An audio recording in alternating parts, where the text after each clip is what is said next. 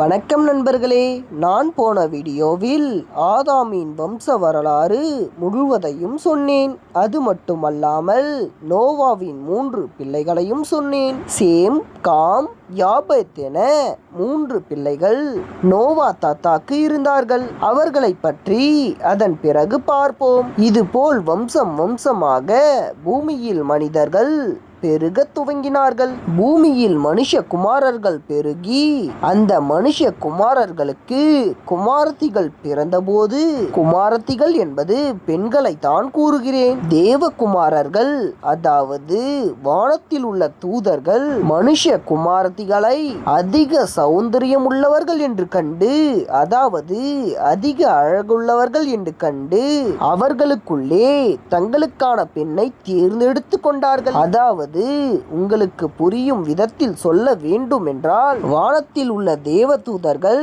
பூமியில் பிறந்த பெண் குமார்த்திகளை அதாவது மனுஷிகளை அதிக அழகுள்ளவர்களாக என்று கண்டு அவர்களுக்கென்று ஒரு பெண்ணை தேர்ந்தெடுத்து கொண்டார்கள். இவ்வாறு தேவதூதர்கள் செய்வதை கண்ட கர்த்தர் என்ன சொன்னார் தெரியுமா? சொல்கிறேன் கேளுங்கள். என் ஆவி என்றைக்கும் மனுஷரோடே போராடுவதில்லை. அதாவது கடவுளுடைய ஆவி என்று குறிப்பிடுவது தேவதூதர்களைத்தான். அவன் மாம்சம்தானே. அவன் இருப்பது 120 வருஷம் தானே.